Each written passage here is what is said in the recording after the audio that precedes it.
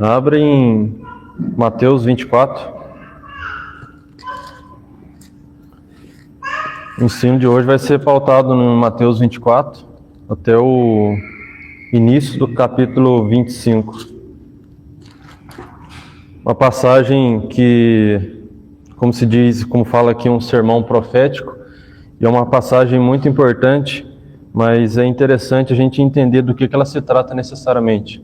Porque hoje em dia a gente vê que, se a gente olha a primeira lance, a primeira vista, a gente acha que essa palavra se trata apenas de algo que vai acontecer no futuro, conforme fala Apocalipse.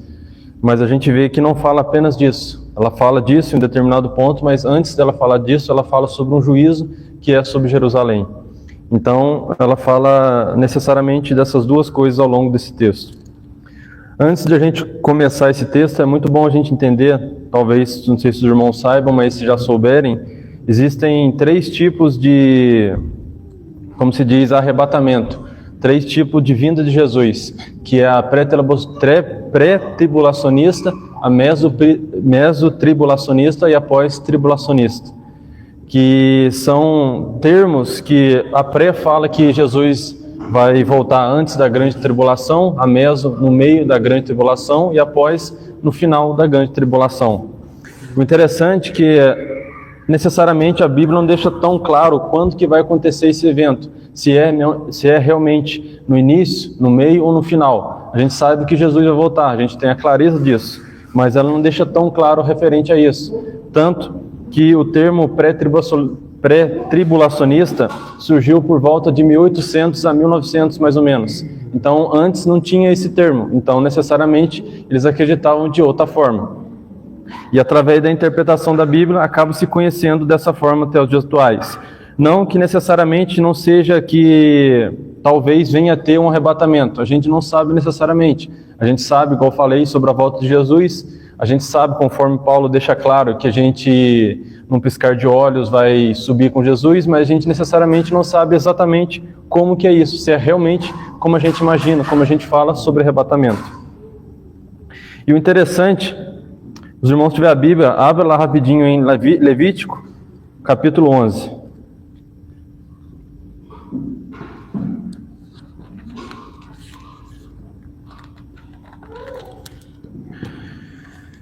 Cada um de nós que somos cristãos, a gente tem que ter isso que fala aqui em Levítico 11, que não necessariamente tem a ver com Mateus 24, mas é muito importante o que fala, Levítico 11, 1 ao 7, que diz assim: E falou o Senhor a Moisés e a Arão, dizendo-lhes: Falai aos filhos de Israel, dizendo: Estes são os animais que comereis de todos os animais que há sobre a terra.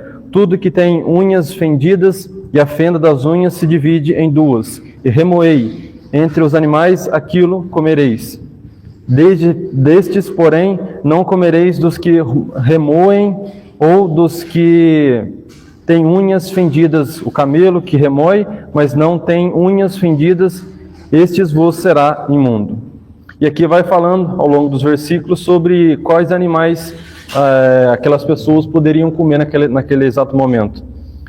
O interessante é que não é necessariamente a questão do que a gente pode comer, mas aqui que fala interessante uma palavra muito específica, remoer. Aqui fala, remoer não, ruminar. Algumas palavras ruminar, outras palavras um pouco diferentes, mas a lógica acaba sendo a mesma. Esse dia atrás eu estava em casa, eu com minha esposa decidimos entender o porquê que eles não comiam a carne de porco e porquê que eles aboliam essa carne. Isso a gente vê, ali fala, porque uma das coisas é porque ele não rumina. Ruminar é um ato que a vaca, o cabrito e outros animais fazem, que é o ato de o animal nesse caso, come o capim, ele não mastiga, ele vai comendo, igual a vaca. A vaca ele vai comendo capim, vai comendo, aí chega um momento, ela deita no chão, e naquele momento ela começa a mastigar, começa a remoer aquele capim que ela comeu ao longo do dia. Então ela desce para o estômago esse capim, depois volta novamente, aí ela vai remoendo e vai comendo. Então essa é a lógica que cada um devemos ter diante da palavra de Deus, ruminar. Não é apenas a gente pegar, ler um livro qualquer, ler uma palavra qualquer e achar que a palavra está querendo dizer isso. Ou seja, nós como cristãos devemos ser dessa forma, teremos que ruminar a palavra, temos que pegar, ler um versículo, ler uma palavra e entender o que esse versículo está dizendo, o que essa palavra, o que esse momento está refletindo. Porque toda palavra que está falando aqui é determinado em um evento específico. Então, eles escreveram com base no que eles estavam vivendo e não com base naquilo que eles tinham naquela época. Então, o exemplo de Mateus 24 é exatamente dessa forma. Conforme falei, existem os dois termos que falam sobre a vinda de Jesus, mas principalmente no começo de Mateus 24, retrata sobre muito um julgamento sobre Jerusalém, devido daquele momento. Então, esse ato de ruminar de Levítico, naquele momento eles tinham o ato de ruminar, que nesse caso Deus falava dos animais que eram impuros, porque Deus prisava pela santidade do que eles iriam comer, na identidade, que nesse caso Deus prezava pela comunhão com um povo, com o mesmo povo, porque naquele momento havia outros povos, como os egípcios, havia outros povos que eles tinham as práticas de comer as suas comidas de forma ao contrário daquilo que Deus queria do povo, ou seja, uma forma higiênica. Então, Deus prezava para comer então com outros tipos de comer, que não fosse então o porco, que era considerado então um animal imundo e também era considerado um animal que não ruminava, ou seja, ele comia tudo aquilo que vinha pela reta. Então provavelmente nesse ato dele comer, ele acabava contraindo muitas das vezes doenças, bactérias, e se o povo comesse também ia contrariar essas doenças. Então é importante a gente entender esse ato de ruminar, que é muito importante principalmente para a nossa vida espiritual. E aqui então começa o sermão profético, o princípio das dores. E aqui já começa: e quando Jesus ia saindo do templo, aproximaram-se dele os seus discípulos para lhe mostrarem a estrutura do templo. Conforme mostra naquela imagem, o enigma do sermão profético, decifrando a mensagem de Jesus em Mateus 24 para os dias de hoje. Mateus 24 é um dos capítulos mais complexos e fascinantes da Bíblia, conhecido como um pequeno apocalipse. Contém as palavras de Jesus sobre o futuro, o fim dos tempos e a destruição do templo. Mas o que realmente quis dizer? Muitas interpretações geram mais confusão do que clareza. Esta apresentação oferece uma chave para desvendar o seu significado. E ali o enigma de Mateus 24. Conhecido como Pequeno Apocalipse, esse capítulo fascina e confunde há séculos. Suas profecias parecem misturar eventos históricos com o fim de todas as coisas. O maior erro de interpretação é tentar ler tudo com uma única profecia sobre o nosso futuro. A verdade é mais complexa, ao mesmo tempo mais clara. Então, conforme falei, é difícil a gente tentar entender uma parte da Bíblia se a gente não pautar com outras partes da Bíblia. É aquele famoso ditado, aquele famoso ditado que texto sem contexto vira pretexto. Então o que muitos fazem hoje, eles pegam um texto, não tem um contexto antes, nem um contexto depois desse texto, e viram um pretexto para explicar de acordo com o que ele quer que a palavra seja. Então já muda completamente o significado da palavra. Então, ali basicamente começa então com os discípulos. Conforme a gente vê nos capítulos antes, a gente vê que os discípulos decidiram seguir Jesus. E como eles decidiram seguir Jesus, eles ficaram um bom tempo, talvez longe daquele templo de Jerusalém. Então, provavelmente, eles não viam aquele templo há um bom tempo. Então, antes que Jesus viesse a estar naquele templo, um pouco antes, o imperador que estava reinando naquele momento fez uma grande reforma no templo e fez aquele templo muito maior do que ele já era do original. Então, como consequência, aquele templo tinha ficado deslumbrante à vista dos discípulos. Então, aqui no versículo 1 já começa, quando Jesus ia saindo do templo, aproximando-se deles, dos discípulos, para lhe mostrarem a estrutura do templo. Então, os discípulos estavam encantados com toda a estrutura que aquele templo tinha, mostrando para Jesus como se aquilo ali fosse mais bonito do que estar com Jesus. E isso já começa por aí. Então, no capítulo 2, Jesus já começa, de certa forma, mostrando para eles. E aqui já vai falando uma primeira passagem que muitos não entendem, que Jesus já fala. Jesus, porém, lhe disse: não vedes tudo isso? Em verdade vos digo que não ficará aqui pedra sobre pedra que não seja derribado. Então aqui, esse versículo 2, Jesus falando que não ficará aqui pedra sobre pedra, tudo começa com uma profecia chocante. Os discípulos exaltarem, após os discípulos exaltarem a magnificência do templo, Jesus faz uma declaração surpreendente: não ficará aqui pedra sobre pedras que não seja derrubada. Essa afirmação provocou duas perguntas cruciais que moldam todo o resto do capítulo. E ele fala: não ficará aqui pedra sobre pedra. Enquanto os discípulos admiravam a grandiosidade do templo, Jesus fez uma declaração devastadora que abalou o seu mundo. Em verdade vos digo que não ficará aqui pedra sobre pedra, que não seja derrubada. Essa profecia deu origem a duas perguntas urgentes, feitas em particular no Monte das Oliveiras. Dize-me o quando serei essas coisas e o sinal que haverá em tua vinda, no final do mundo. E aqui, conforme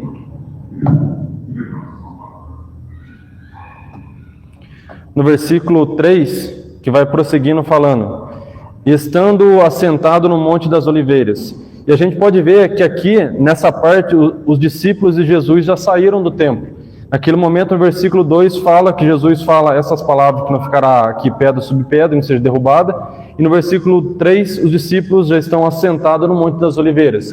Então já é outra cena, já é outro cenário completamente diferente desse que está no versículo 2. Então, aqui fala, no 3, estando assentado no Monte das Oliveiras, chegaram-se ele e os seus discípulos, em particular, dizendo: dize-nos quando serão essas coisas, e que sinal haverá que a tua vinda e do fim do mundo. Então aqui os discípulos,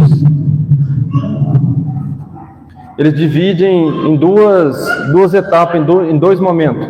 Eles perguntam primeiro: dize-nos quando será essas coisas, ou seja, quando que vai acontecer essa derrubada do templo? Quando que vai acontecer, quando isso que o Senhor falou, que vai acontecer que o templo vai derrubar? E na outra pergunta eles falam, que sinal haverá da sua vinda e do fim do mundo? Aqui sim ele está necessariamente falando da sua volta, não nesse arrebatamento que a gente acredita, mas sim na segunda volta que ele vai vir para julgar todas as pessoas na sua segunda vinda que ele vem na terra.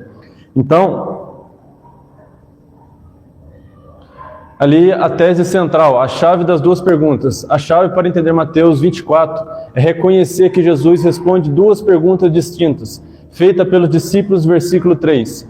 Quando e que sinal? Quando sucederão essas coisas e que sinal haverá da tua vinda e do fim do mundo?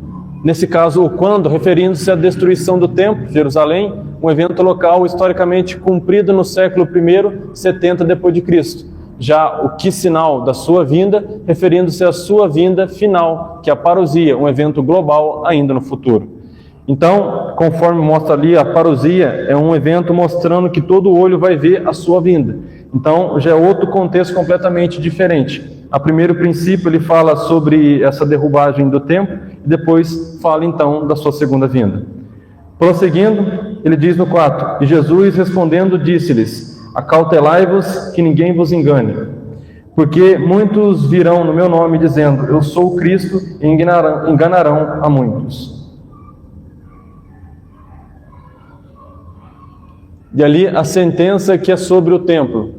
A conversa começa com a admiração dos discípulos pela grandiosidade do templo. A resposta de Jesus é chocante e direta. Não vedes tudo isso? Em verdade eu digo que não ficará aqui pedra sobre pedra que não seja derrubada. Essa profecia sobre um evento eminente e local levou os discípulos a fazerem duas perguntas cruciais. E ali então fala sobre essa derrubagem sobre o templo de Jerusalém, que vai acontecer entre o capítulo 15 e o capítulo 28, que diz assim: o sermão continua a grande tribulação. Quando, pois, vides que a abominação da desolação que falou o profeta Daniel está no lugar santo, quem lê, entenda. E se a gente vai lá para Daniel 11:31, fala sobre essa desolação.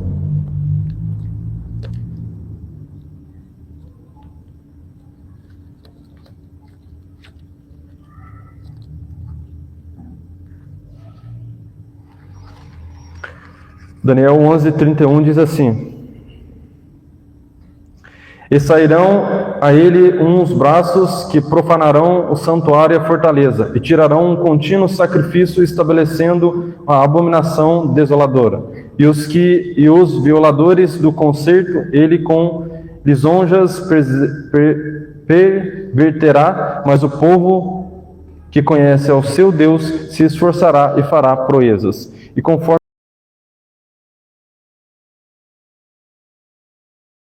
mostra ali, o sinal específico, a abominação desoladora, citada em Daniel, é o sinal para a fuga. Historicamente, isso se refere ao cerco dos exércitos romanos e à profanação do templo. Basicamente, foi quando Israel foi invadido, e naquele momento o exército a qual invadiu começou a entrar dentro dos templos que eram consagrados a Deus e profanar aquele templo, prestando adoração a deuses pagãos e deuses desconhecidos. Então, Jesus deixa claro que essa destruição viria sobre eles, porque Jesus havia um bom tempo que estava com eles, há um bom tempo estava falando, estava ministrando, estava tentando mudar a mentalidade daquele povo, mas mesmo assim eles permaneciam como eles estavam. Então Jesus traz esse julgamento, tanto que se cumpre algum tempo depois. E ali fala a prova do contexto local, o conselho de Jesus para fugir para os montes na Judéia só faz sentido para um evento geográfico e localizado. Se fosse o fim do mundo, não haveria para onde fugir. Conforme mostra aqui, e quem estiver no telhado, não desça a tirar alguma coisa da sua casa. E quem estiver no campo, não volte atrás para buscar as suas vestes. Mas ai das grávidas que amamentam naqueles dias. Então, Jesus deixa 2 pontos aqui, que é sobre a relação geográfica. Então, ele deixa específico que quando ia acontecer essa destruição, fala para que eles não viessem correr atrás daquilo que elas deixaram para trás, provavelmente uma roupa, um bem material ou algo do tipo.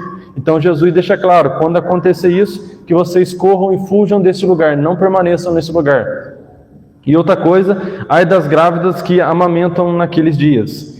Se a gente para analisar a Bíblia, a gente vai ver que o deserto é um lugar que, quando é no verão, ele é muito quente. Quando é de dia, nesse caso, quando é à noite, é um lugar muito frio. Então, para a grávida, tanto o calor, tanto o frio, é uma questão difícil e ruim para a grávida e também para a própria criança. Então, Jesus mostra que, através desse processo, eles iriam sofrer diante disso. E aqui fala, prosseguindo no 20, e orai para que a vossa fuga não aconteça no inverno, nem no sábado. E ali, conexão histórica. Esse trecho descreve com precisão profética o sofrimento literal dos cristãos judeus durante o cerco de Jerusalém, do general Tito, 70 a.C., depois de Cristo. E a gente vê que, conforme mostra na imagem ali, Jerusalém, o templo de Jerusalém estava localizado em um determinado lugar específico, tanto que se eles quisessem fugir, eles teriam então que ir para as montanhas. Então não tinha que muito escolher os lugares que eles queriam ir, mas eles teriam que ir para a montanha. Conforme mostra ali, se fosse realmente o final do mundo, não teria nenhum lugar para ir. Ou seja, Jesus iria aparecer para julgar toda a terra, então não iria onde se esconder. E se a gente para analisar, principalmente muitas coisas que estão acontecendo nos dias atuais, o que mais tem crescido são pessoas que elas estão começando a construir bunkers. Principalmente milionários e bilionários que estão construindo bunkers com o intuito de tentar fugir de um apocalipse que está por vir. Mesmo eles não confiando, mesmo eles não acreditando em Jesus, eles sabem que vai vir alguma coisa no futuro. Eles sabem que isso vai acontecer. Então, apesar de eles estarem fazendo seus bunkers muito bem protegidos, estruturados, mesmo assim não vai ser o suficiente para que a ira de Deus e o juízo de Deus venha sobre essas pessoas. Então, naquele momento eles tinham uma opção, eles tinham uma saída, mas quando Jesus vier, não vai ter outra opção. E ali o princípio das dores, sinais gerais para uma era, que está no versículo do 4 ao 14. Jesus lista eventos que muitos hoje consideram sinais do fim. Falsos cristos, falsos profetas, guerras, rumores de guerras, fomes, pestes e terremotos. Jesus qualifica como o princípio das dores, mas adverte, ainda não é o fim. O insight central, esses sinais não servem para marcar uma data no calendário, como as dores de parto eles caracterizam a era atual e mantêm a igreja em estado de alerta constante, não de pânico especulativo.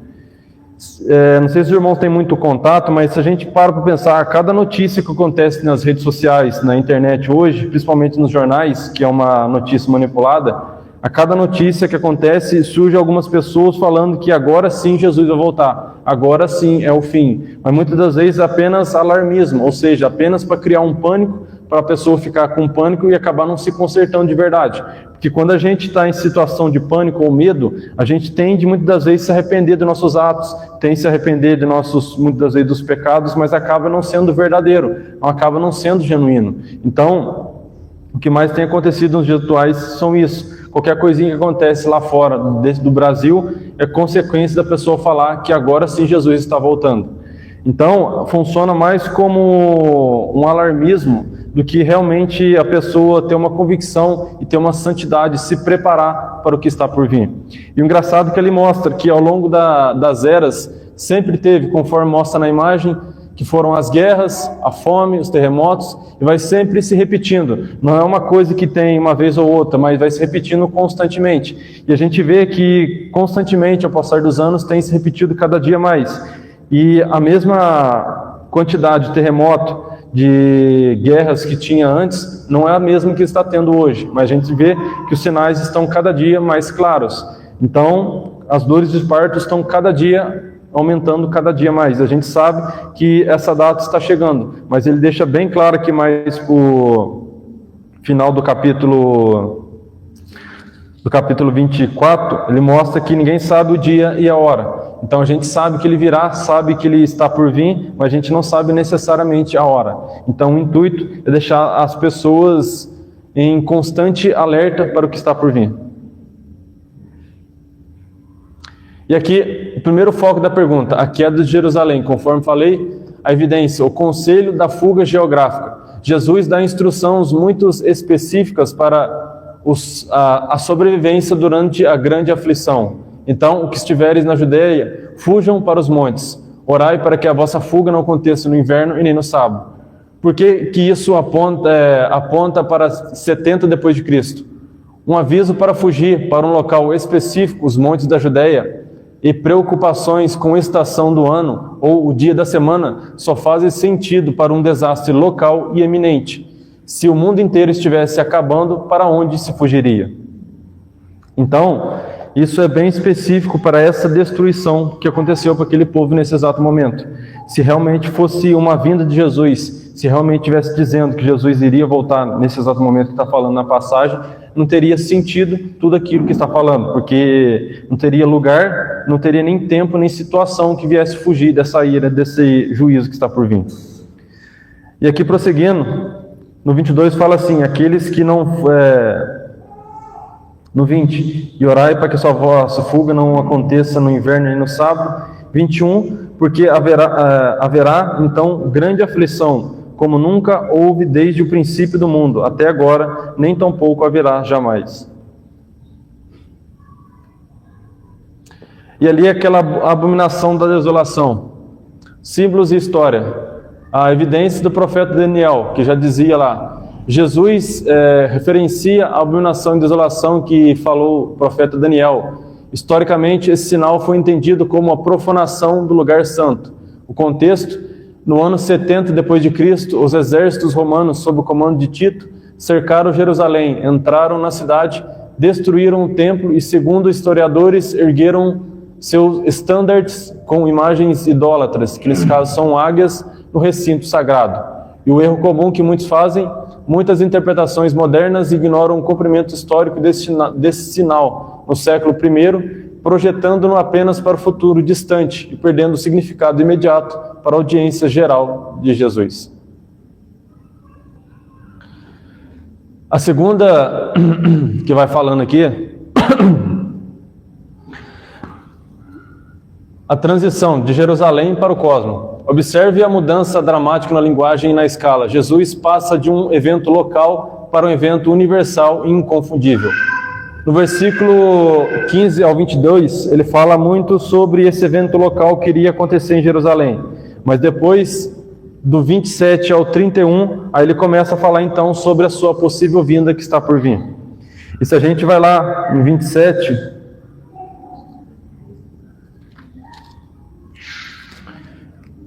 27 diz assim: porque assim como o relâmpago que sai do Oriente se mostra até o Ocidente, assim será também a vinda do Filho do Homem. Pois onde estiver o cadáver, aí se ajuntarão as águias. E logo depois da aflição daqueles dias, o sol escurecerá e a lua não dará mais a sua luz, e as estrelas cairão do céu, e as potências do céu serão abaladas. Então aparecerá o céu, o sinal do Filho do Homem, e todas as tribos da terra se lamentarão, e serão o Filho do Homem, verão o Filho do Homem vindo sobre as nuvens do céu, com poder e grande glória. E ali, o primeiro princípio fala então da queda de Jerusalém. 15 ao 22, qual que seria o escopo? Os que estiverem na Judéia, o aviso, os sinais observáveis, ou seja, os exércitos que iriam se aproximar da tribo de Jerusalém. A ação, a fuga possível e aconselhada, que era fugir para os montes. Já relacionado à sua segunda vinda, é algo relacionado a um evento global e universal, assim como o relâmpago. O aviso, o súbito e visível a todos. Todas as tribos da terra verão. A ação, fuga é impossível, é um evento final. Porque assim como o relâmpago sai do Oriente e se mostra até o Ocidente, assim será também a vinda do Filho do Homem. E aqui a resposta à segunda pergunta. A vinda do Filho do Homem. Após descrever o julgamento local, Jesus muda o foco para o evento de escala cósmica, com características completamente diferentes. Visibilidade universal, 27. Porque assim como o relâmpago sai do Oriente e se mostra no Ocidente, assim será também a vinda do Filho do Homem. Não será um evento secreto ou localizado. Então, será um evento que todos irão ver. Aqui entra um ponto que a gente tem que ter muito cuidado, principalmente para interpretar e principalmente para falar. Se a gente fala descaradamente, de qualquer forma, que não será um evento secreto, para muitas pessoas vão acreditar que não vai existir um arrebatamento. Tanto que muitas das vezes, igrejas que são mais no sentido tradicional, elas entendem que não existe esse arrebatamento, que vai ter apenas a segunda vinda. Então, cada um interpreta de uma forma específica. Mas o interessante ali mostra então que a sua segunda vinda não vai ser algo que ninguém vai ver, mas sim todas as pessoas vão vir, vão enxergar a sua vinda, tanto que ele vai vir com o seu exército para julgar. Já os sinais cósmicos no 29, o sol escurecerá, a lua não dará luz e as estrelas cairão do céu. Uma linguagem que denota uma perturbação universal. A gente vê que Jesus, tanto no passado, quando a sua vinda esteve aqui, ele tinha o poder sobre as coisas, sobre essa terra. Tanto que ele fez acalmar o mar, fez outros milagres que, se a gente parar para pensar, a gente não consegue fazer hoje. Então, ele tem o poder sobre todas as coisas. Então, a partir do momento que a sua vinda for realmente acontecer, vai ter um abalo universal que todas as pessoas irão sentir ao redor do mundo. Não será apenas uma coisa específica para algumas pessoas ou outras, mas sim será um julgamento que todos verão, que todos irão sentir a sua vinda. E ali o dia e hora desconhecidos. Em contraste com os sinais observáveis para a queda de Jerusalém, o dia e a sua vinda final é imprevisível. A vinda gloriosa do Filho do Homem. Após a tribulação daqueles dias, o julgamento sobre Israel, a linguagem de Jesus se torna universal. O sol escurecerá, a lua não dará a sua luz, as estrelas cairão do céu. Será um evento público, inconfundível e universal, não será secreto.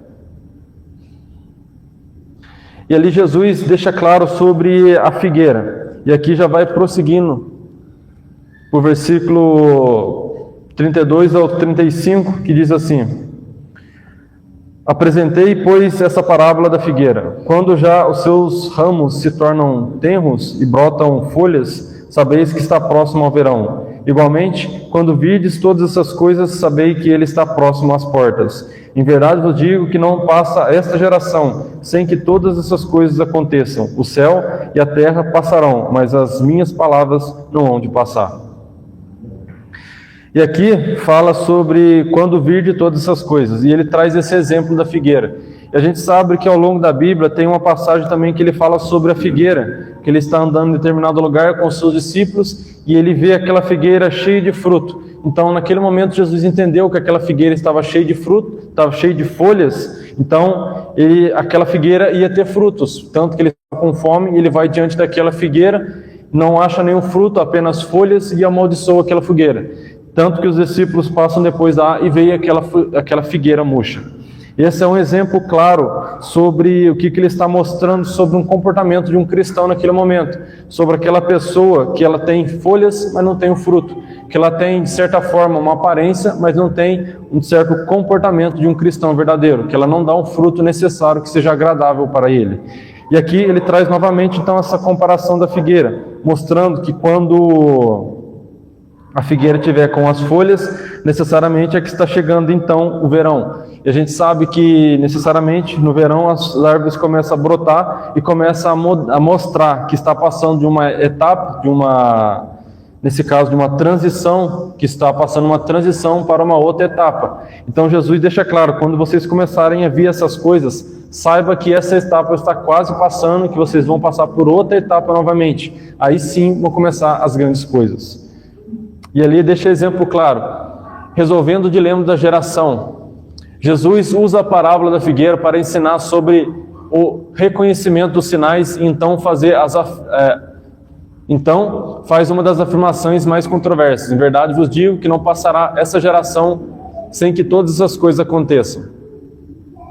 O que muitos falam sobre essa passagem, que eles acham que Jesus está falando necessariamente sobre a geração que as pessoas interpretam como se nós fôssemos a última geração, mas necessariamente ele está falando daquela geração passada a qual ele estava. Então, se a gente para pensar, uma geração dura algo em torno de 120 anos mais ou menos. Então Jesus está falando daquele povo que estava lá naquele momento, naquele tempo, daquelas pessoas que estavam naquele lugar, que iriam passar por essa destruição do templo. Então ele deixou bem claro que não passaria aquela geração sem que essas coisas acontecessem. E o que muitos falam, que muitos até mesmo acham, que interpretam essa passagem achando que é para a vida dele, é para a geração dele. Então ele vê, passou uma geração, passou outra, que muitos fazem. A gente vê muitos falando que passou uma geração, passou outra e Jesus não voltou. Então é uma mentira. Mas Jesus está falando especificamente relacionado a isso. Então, o que muitos fazem é falar que Jesus errou, que aquela geração passou e o mundo não acabou. Mas a real compreensão é sobre Jesus foi preciso. A palavra geração no grego, geneia, refere-se aos seus contemporâneos. A geração que o ouvia viu o cumprimento de todas essas coisas relativas à primeira pergunta, a grande tribulação e a destruição de Jerusalém. Então, se cumpriu 70 anos depois da sua vinda, tudo aquilo que ele falou que iria se cumprir. Tanto que o templo é destruído depois por Vespasiano, e depois esse templo fica destruído, até novamente que tem a construção desse terceiro templo novamente, que vai acontecer quando o anticristo vier. A incerteza absoluta, o dia e a hora, ninguém sabe. Tendo acabado de falar sobre os sinais reconhecíveis para o juízo sobre Jerusalém, Jesus agora muda completamente o tom ao falar da sua vinda final. Mas aquele dia e hora ninguém sabe, nem os anjos do céu, mas unicamente o Pai. A queda de Jerusalém teve sinais de alerta, a abominação, os exércitos. A vinda final, em contraste, não tem precursores que permitam calcular a data. A ênfase muda de observação de sinais para imprevisibilidade total. Então, a gente muda completamente sobre a lógica de quando Jesus vai vir. Conforme se fala muitas das vezes, pode ser que Jesus venha daqui a pouco, pode ser que Jesus venha daqui a um dia, daqui a 1000 anos, a gente nunca sabe exatamente o dia ou a hora, mas a gente sabe que está quase se cumprindo, estão perto de todas essas conclusões. Então, não é apenas conforme fala ali, não é uma observação de sinais, mas uma imprevisibilidade total. Tanto que Jesus deixa claro, se a gente soubesse que um ladrão iria invadir a nossa casa, a gente estaria lá dentro de casa para proteger a nossa casa. Mas como a gente não sabe, a gente pode colocar cerca, a gente pode proteger a nossa casa, colocar um cachorro, mas mesmo assim pode ser que a nossa casa vai ser roubada. Assim também a nossa vida e a nossa salvação. Pode ser que a gente dure mais 20, 30, 40 anos e pode ser que a gente morra daqui a pouco. Então, quem sabe o último dia da nossa vida? Quem sabe o último minuto da nossa vida? Então, a todo momento, Jesus pode voltar para mim, para cada um dos irmãos, ou pode voltar para todos nós ao mesmo tempo. Então, a gente não sabe necessariamente o dia e a hora. E ali é um erro que dois erros. O princípio das dores.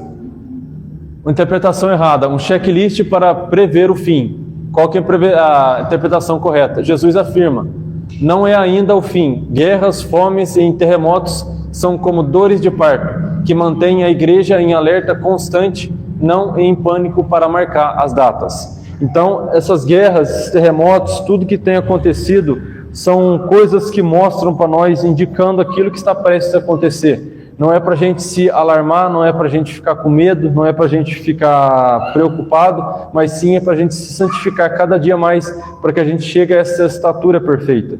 Tanto que, conforme mostra ali, sobre essas dores de parto, e para não ficar sobre esse pânico constante. Então isso nos mostra que a cada acontecimento é um acontecimento a mais para a gente se preparar e mudar então a nossa vida. E ele fala, o segundo erro, um tomado e outro deixado. Muitos interpretam isso como se fosse o arrebatamento secreto dos crentes. Não que não exista o arrebatamento, a gente não sabe necessariamente o que é exatamente, se é o arrebatamento conforme falei, se é mesmo a segunda vinda de Jesus, se a gente vai passar pela tribulação, se a gente vai ser arrebatado no meio, a gente não sabe necessariamente. Mas o que muitos interpretam, acham que vai deixar um no campo e o outro vai ser tirado. Mas ali o contexto é completamente diferente. Tanto que depois que ele fala que um vai ser deixado e outro tirado, no 40 e no 41, ele começa citando sobre o caso de Noé. E aqui fala, então, estando dois no campo, será levado, aqui fala um versículo antes, 38, porquanto assim como nos dias anteriores ao dilúvio, comiam, bebiam, casavam-se e davam-se em casamento, até que ao dia em que Noé entrou na arca, até o dia em que Noé entrou na arca.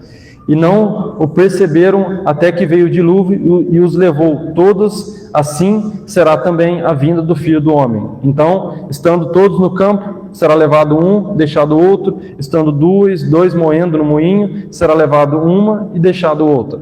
Então, conforme mostra ali, no contexto diz Noé, os que foram levados, que nesse caso foram os tomados, foram julgados pelo dilúvio. Já os deixados significa ser salvo. A ênfase é na separação repentina pelo julgamento. E ali fala a mudança do tom, de sinais visíveis para um dia desconhecido. Sinais visíveis, a partir do verso 36, Jesus enfatiza que o dia e a hora da sua vinda são absolutamente desconhecidos. A normalidade súbita, a analogia com base em Noé. A vida continuará em uma normalidade contínua. Comiam, bebiam, casavam-se, até interrupção súbita. O foco não é a maldade, mas a normalidade da vida que será julgada de repente. Enquanto a queda de Jerusalém teve sinais de aviso, exército se aproximando, a vinda final não terá. Então, a lógica aqui funciona basicamente sobre uma distração com base na rotina. Se a gente para pensar na época de Noé, as pessoas estavam distraídas com todos os prazeres do mundo. Eles, conforme mostra aqui, eles comiam, bebiam, casavam-se, davam os casamentos, provavelmente tinham muitas práticas pagãs de oração a deuses, tinha muitas das vezes também atos que desagradam a Deus, então eles viviam a sua prática, viviam a sua vida normalmente. Se a gente pega para nossos dias atuais, está sendo a mesma coisa. As pessoas estão vivendo normalmente, como se nada fosse acontecer, um dia após o outro, como se tudo estivesse a mil maravilhas. E a gente vê que os dias estão passando cada dia mais rápido. Cada dia mais está se encurtando esse tempo e cada dia mais está chegando esse grande dia. Então, a gente vê a comparação com os dias de Noé, como que esses dias estão se aproximando. E aqui, como os dias de Noé, a normalidade interrompida. A comparação com os dias de Noé não foca primariamente na maldade, mas na rotina da vida que continua como se nada fosse acontecer. Nos dias anteriores ao dilúvio, comiam, bebiam, casavam, davam-se em casamento, até o dia em que Noé entrou na arca, e não o perceberam, até que veio o dilúvio e os levou a todos. A vinda final não será precedida por uma pausa no mundo. Ela irá interromper a vida normal de forma súbita e definitiva. A catástrofe não foi anunciada por sinais diários, mas pela palavra profética que foi ignorada. Então aqui, se realmente existir tudo aquilo conforme a gente acredita sobre esse arrebatamento, se for realmente dessa forma, então aqui encaixa esse ponto, que será uma tiragem abrupta, ou seja, uma tirada rápida de algo específico. Então, conforme fala que no grego significa rápido, é tirado algo bruscamente. Então, assim que será o arrebatamento, conforme muitos de nós acreditamos.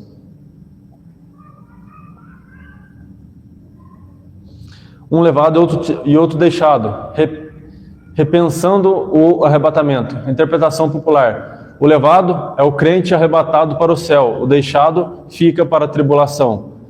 Análise com base em Noé, no exemplo em que Jesus acabou de usar. Quem foi levado, as pessoas levadas pelo dilúvio para o juízo. Quem foi deixado, Noé, a sua família, deixados em segurança na arca. E ali a gente vê a comparação dos levados pelo juízo da água, e os deixados em segurança, junto com aquela imagem que está representando Jesus na imagem. E ali a reinterpretação. Neste contexto, ser levado é ser pego de surpresa pelo juízo. Ser deixado é ser preservado. A passagem descreve uma separação súbita e final para o julgamento e não um arrebatamento secreto, pré-tribulacional.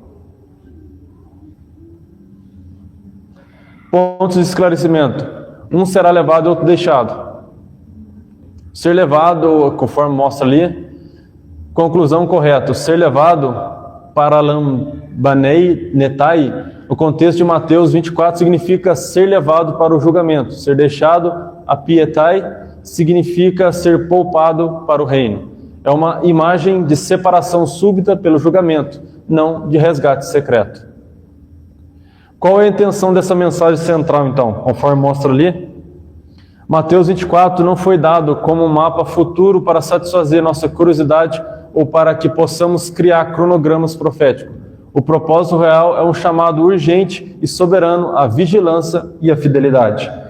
Então, antes de talvez ser interpretado de forma errada, não que diante desse slide ou dessa explicação de hoje queira dizer que não existe um arrebatamento, mas conforme mostra aqui, esse ponto específico fala sobre essas duas etapas. Então, conforme falei, pode ser que aconteça, tenha um arrebatamento, pode ser que aconteça a gente ir no meio, pode ser que a gente aconteça de ir no final. Mas a importância da mensagem é mostrar sobre essa vigilância e essa fidelidade.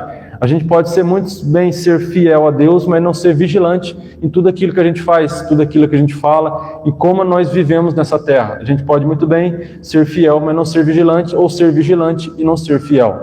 Então, é um contexto para mostrar para a gente o quanto é importante a gente estar alerta a todo momento, a toda situação que está acontecendo ao nosso redor.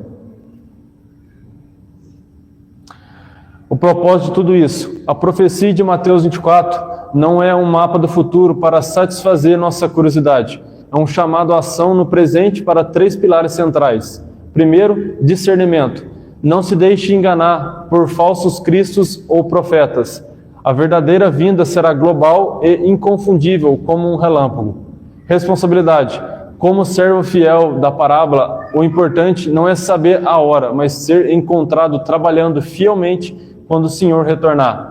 E soberania, Deus está no controle da história. Tanto a queda de Jerusalém quanto o fim dos tempos servem para vindicar a justiça de Deus e a glória do seu Filho. E aqui nos capítulos mais adiante, aqui no 45 vai falar sobre esse sermão que continua da parábola dos 2 servos. E no capítulo 25 fala sobre a parábola que muitos conhecem, que é a parábola das 10 virgens. Então, A partir do momento que Jesus traz esse julgamento, falando que vai acontecer com Jerusalém, ele vira o contexto e começa a falar sobre a sua vinda e essa preparação que é muito importante para cada uma das pessoas que iriam acreditar nele no futuro. Então, isso mostra para a gente sobre esse processo muito importante que a gente deve ter, conforme mostra aqui sobre esses dois servos. Conforme mostra no início, o servo fiel e prudente e o servo mau. O que seria o servo prudente, fiel? É o servo que ele tem a responsabilidade de cuidar de outras pessoas. Já o servo mau é aquele que trabalha apenas quando alguém está olhando, apenas quando alguém manda ele fazer alguma coisa. Então funciona mais como uma prudência.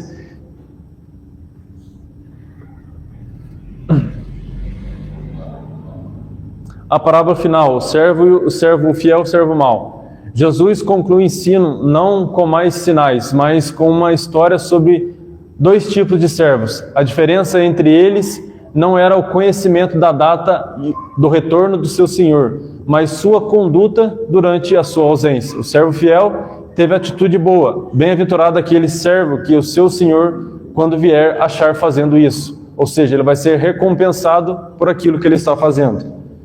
Já o servo mau, a atitude dele, o meu senhor tarde virá, usa a demora como desculpa para a negligência e o abuso. Então ele terá como juízo. Se a gente para pensar, é que entra muitos outros problemas que muitas pessoas acabam acarretando. Se a gente começa a acreditar na questão de Jesus voltar após a grande tribulação, a gente vai entender que quando começar a tribulação, a gente tem 7 anos para se preparar para aí sim realmente ir com Jesus. Então, teoricamente, se, de acordo com o que muitos falam, se existisse a pré-tribulação ou até mesmo a mesotribulação, a gente iria entender que a gente pode bagunçar, pode fazer o que quiser em um determinado tempo, que depois daquele tempo Jesus iria voltar. A gente ia saber a dia e a hora que ele ia voltar. Já o pré-tribulacionista é a pessoa que não sabe quando ele vai voltar. Então, é isso que se encaixa a lógica, talvez seja a lógica que mais se encaixa naquilo que a gente vive. Conforme o servo fiel, ele não sabia quando o seu senhor ia voltar, mas mesmo assim, ele se manteve prudente. Ele estava ausente, o senhor daquele servo fiel estava ausente, mas mesmo assim, ele continuou trabalhando fiel, continuou fazendo tudo que ele precisava fazer, continuou se esforçando. Já o outro servo mau, ele foi completamente diferente. Ao invés dele se esforçar na obra, ao invés dele se esforçar para aquilo que ele falou para o seu senhor que ia fazer, ele decidiu negligenciar, decidiu parar, decidiu talvez até mesmo descansar e não se importar com mais nada. Assim é uma representação da pessoa que faz para Deus e a pessoa que não faz para Deus. E ali então a lógica é o que? A fidelidade diária e a única preparação adequada para um futuro incerto. Mais do que um mapa do futuro, um manual para o presente. A mensagem central não é um mapa cronológico para matarmos a nossa curiosidade, mas um chamado à vigilância e fidelidade. Resolver o enigma de Mateus 24 revela seu verdadeiro propósito. Não é sobre quando Jesus volta, mas sobre como ele nos encontrará quando ele voltar. A questão muda de o que vai acontecer para como devo viver.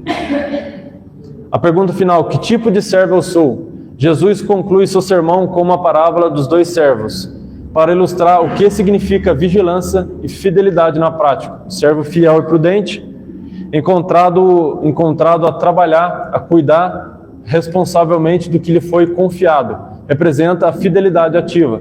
Já o servo mau usa a demora do seu senhor como desculpa para a negligência e o abuso, representa a infidelidade passiva. A vigilância não é olhar para os céus, mas gerir bem a nossa vida na terra. Como podemos então ser o servo fiel e prudente no dia de hoje? Então, essa passagem fala como exemplo também para aqueles discípulos, mas fala muito mais sobre nós nos dias de hoje, principalmente nós como servos de Deus. Como nós temos agido como servos, como nós temos agido diante da presença dele. Temos sido os servos fiéis que estamos nos esforçando, ou temos sido os servos maus que estamos negligenciando e esperando até que esse dia volte. Então a gente tem que ter essa vigilância, essa fidelidade constantemente.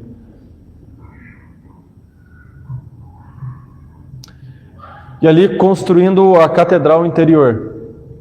Aplicar vigilância e a fidelidade é como construir uma catedral. Precisamos tanto da planta arquitetônica como das ferramentas certas. E ali a planta arquitetônica, o potencial biológico e social que todos temos, é o mapa das fases da vida, o que e quando do nosso crescimento. E as ferramentas dos mestres de obras, o esforço consciente e intencional para transformar esse potencial em realidade. É o motor, o como do nosso crescimento.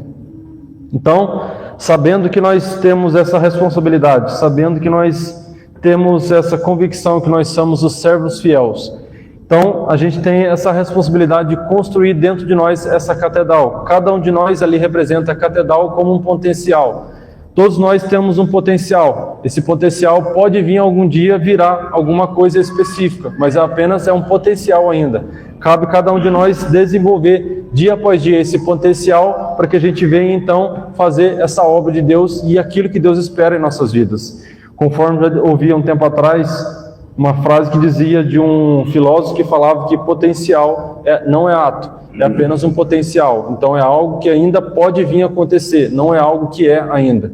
Então nós somos hoje servos de Deus, servos fiéis, mas podemos ser ainda melhores se nós começarmos a desenvolver aquilo que já temos como precioso dentro de cada um de nós.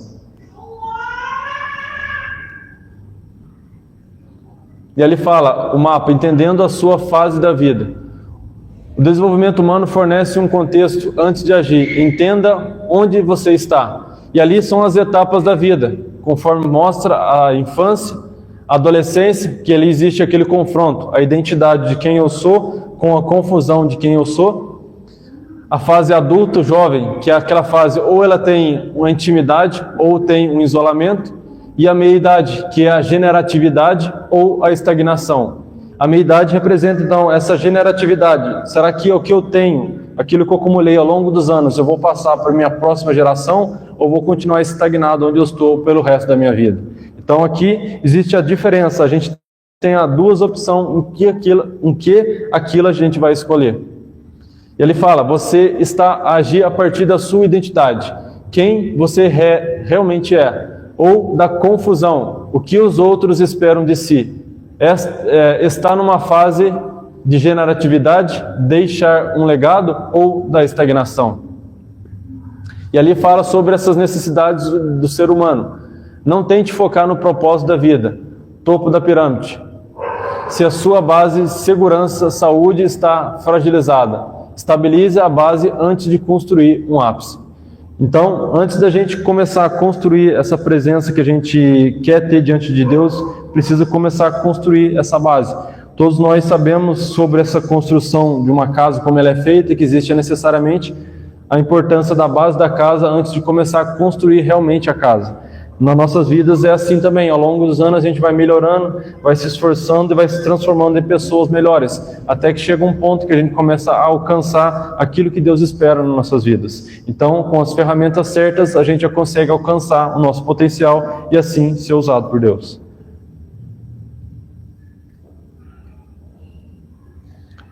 O verdadeiro chamado à vigilância. Vigiai, pois, porque não sabeis que hora há de vir o Senhor, o vosso Senhor.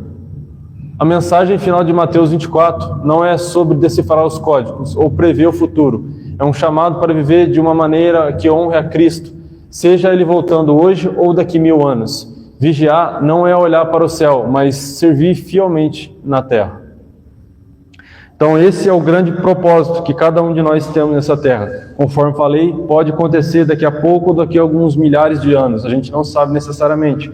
Mas o que a gente sabe é que ele vai voltar. Então cabe cada um de nós continuar essa caminhada de evolução, de transformação e cada dia permanecer mais como esse servo fiel, plantando, cada dia mais se esforçando e cada dia mais estando na presença de Deus, fazendo aquilo que agrada o coração dele.